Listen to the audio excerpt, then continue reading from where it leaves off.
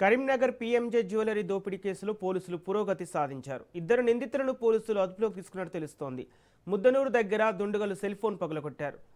ఆ ఫోన్ను స్థానికులు పోలీసులకు అప్పగించారు. ఫోన్లో పోలీసులకు కీలక సమాచారం లభించినట్టు తెలుస్తోంది.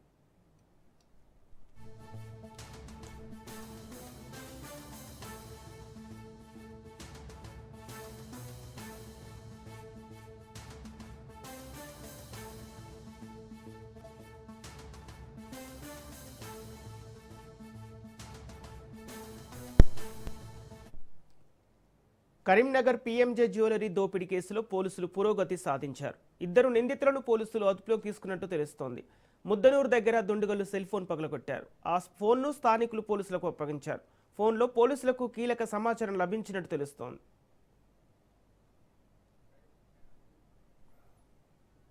ఇదే అంశానికి సంబంధించి పూర్తి డీటెయిల్స్ మా ప్రతినిధి అజీం అందిస్తారు. అజీం, కరీంనగర్ పీఎంజే దోపిడీ కేసులో పోలీసులు పురోగతి సాధించినట్టు తెలుస్తోంది. అప్డేట్స్ ఎలా ఉన్నాయి? సంపత్, కరీంనగర్ లోని సంచలనం సృష్టించిన పీఎంజే జ్యువెలరీ షాప్ కు చోరీ కేసు దర్యాప్తులో కీలక పురోగతి నమోదైనట్లు తెలుస్తుంది. ఈ కేసుకు సంబంధించి పశ్చిమ బెంగాల్లో ఓ అనుమానిత దొంగను పోలీసులు అదుపులోకి తీసుకున్నట్లు సమాచారం అందుతుంది. చోరీకి గురైన బంగారాన్ని విక్రయించే ప్రయత్నంలో అతన్ని గుర్తించినట్లు తెలుస్తుంది.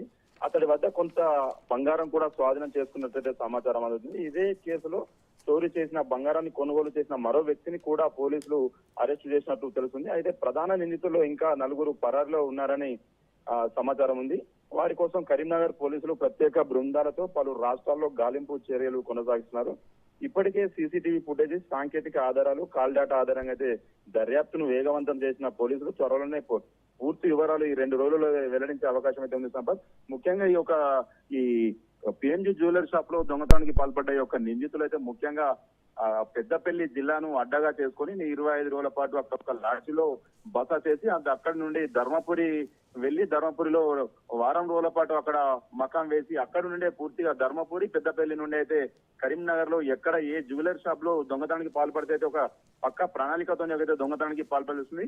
ముఖ్యంగా 5 దొంగలతో పాటు మరొక దొంగ కూడా ఉన్నట్లుంది. ఆ దొంగ అయితే ముఖ్యంగా మేనేటరింగ్ చేసినట్టు తెలుస్తుంది.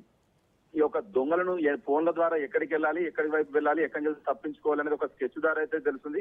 ముఖ్యంగా పెద్దపల్లి జిల్లాగా అడ్డగా చేసుకుని అయితే ఈ దొంగతనాలకు పాల్పడుతుంది. ముఖ్యంగా కరీంనగర్ లో పీఎంజీ ఇప్పటికీ 10 డేస్ అవుతుంది ఈ యొక్క దొంగతనం వల్ల. ముఖ్యంగా ఆ దొంగలు ఎక్కడైతే లాడ్జిళ్లలో బస చేసే టైంలో ఫోన్లను ఆధారంగా ఫోన్ల ద్వారా ఆ టవర్ ద్వారా అయితే ఫోన్ ఎవరెవరికి మాట్లాడారు ఏంటి అనేది ఆ కాల్స్ ద్వారా డేటా ద్వారా అయితే తెలుసుకొని అదే సమయంలో కొంత మొత్తంలో బీహార్, పశ్చిమ బెంగాల్ అక్కడ ఉన్న దొంగలతోనా లేదా మరి ఎవరితోని మాట్లాడారు ఆ కాల్ డేటాను తెప్పించుకొని అయితే ఆ కాల్ డేటా ద్వారా సంబంధిత బంధువులను, ఆ దొంగలకు సంబంధించిన ముఠా బంధువులను కూడా అదుపులోకి తీసుకొని మొత్తం మీద అయితే దొంగలను త్వరలోనే పట్టుకునేందుకైతే పూర్తి స్థాయిలో వందలాది పోలీసులు మహారాష్ట్ర, బీహార్ రాష్ట్రాల్లో అయితే పూర్తిగా గాలింపు చర్యలు చేపడుతున్నారు.